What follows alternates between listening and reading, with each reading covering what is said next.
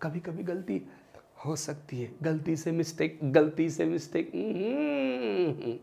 अरे खूप महत्त्वाचं आहे यार हे लक्ष द्या का, हे असं तुम्हाला दररोज या DPP आम्ही देत आहोत, ते दररोजचे DPP दररोज सॉल्व करा, ह्याचा मॉलिक्युलर फॉर्म्युला लिहा, लक्षात ठेवा। बघा 5 वाजता DPP आपण अपलोड करत आहोत, ते दररोज DPP सॉल्व करा। काही विद्यार्थी म्हणतील सर DPPला सेपरेट नोटबुक करावी का? बेटा आपली जी नोटबुक आहे याच्या मागून DPP सॉल्व करत राहा, DPP1 DPP2 DPP3 असं नोटबुकच्या मागून जरी सॉल्व केलं तर भरपूर झालं बेटा। ऐका लक्षात ठेवा, आपलं स्टडी मटेरियल मिळेल त्यात मग तुम्हाला आणखी खूप तुम्हाला फायदा होईल बेटा। आपले बुकलेट्स आम्ही तुम्हाला देणार आहोत, ऐका लक्षात ठेवा, ऐका हे खूप महत्त्वाचं आहे। RCC मी तुम्हाला हजारदा सांगतोय, आमचं दैवत विद्यार्थी, आम्ही तुमच्यासाठी किती मेहनत करायला तयार आहोत बेटा।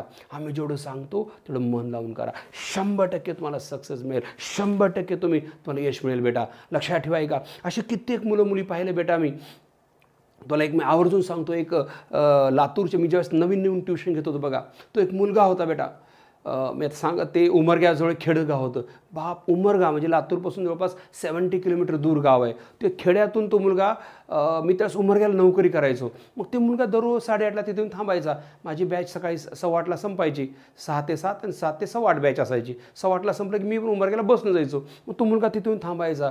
तर मी मला का थांबलास त्याला विचारलं मी, तर ते मला तुमच्या ट्युशनला आहे सर म्हणला, मी जस्ट ट्युशन सुरू केली होती। मग ते मी म्हणलं बेटा तू कसं म्हणजे का थांबलास इथं, तर तो सांगतोय सर मला दररोज माझ्या गावाकडून डब्बा येतोय। बाप रे बाप, दररोज गावाकडून डब्बा येतोय। तो एका म्हणजे कॅटेगरीचा मुलगा, म्हणजे लमानी समाजाचा मुलगा तो होता बेटा, दररोज गावाकडनं त्याला डब्बा येतोय, म्हणजे 70 किलोमीटर दूरवर। त्या डब्बा मी काढून सहज डब्बा बघायला, तर डब्यात बघितलं तर वाळलेल्या भाकरी होत्या बेटा। बाप रे बाप, अंगाला असं अंगाला काटे आले माझ्या, बाप रे बाप, एवढ्या गरिबीतून मुलगा शिकायला लागलाय आणि खूप म्हणजे इतका मेहनती होता मुलगा। आज तुम्हाला माहिती आहे का तो कुठे आहे आज, म्हणजे शॉकिंग आहे यार। त्या काळात मग मी त्याला 12वीला 11वीला मला माहीत नव्हतं, 12वीला मी त्याला फीसमध्ये सवलत पण दिली। तो मला भेटला, सर मी खूप मेहनत करतो सर, आपल्या क्लास मी खूप अभ्यास करतो सर, मला थोडी सवलत द्या। बाप रे बाप, मग त्याला मी फ्री शिकवलं 12वीमध्ये, कारण तो एवढा हुशार, कारण प्रत्येक एक्झामला तो चांगले मार्क घ्यायचा बेटा। आणि आज तो कुठे आहे म्हणलं तर अमेरिकेमध्ये बेटा।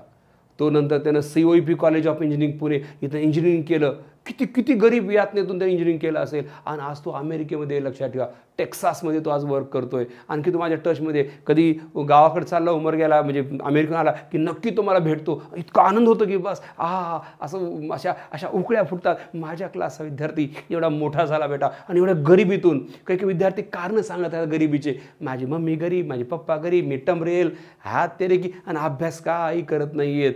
असं जमणार नाही बेटा, असं जमणार नाहीये, नुसतं उघड ढोंग करून जमणार नाही, असं जीवाचं रान करावं लागेल। हे जे एक्झाम्पल असे फिंगर टिप्स आले पाहिजे, असं कळायला पाहिजे CH3 इथं CH2 CH2 इथं एक हायड्रोजन इथं नाही आहे, इथं CH3 असं बघितलं कळायला पाहिजे, आणि प्रॅक्टिस केल्याशिवाय सोपं जाणार नाही बेटा।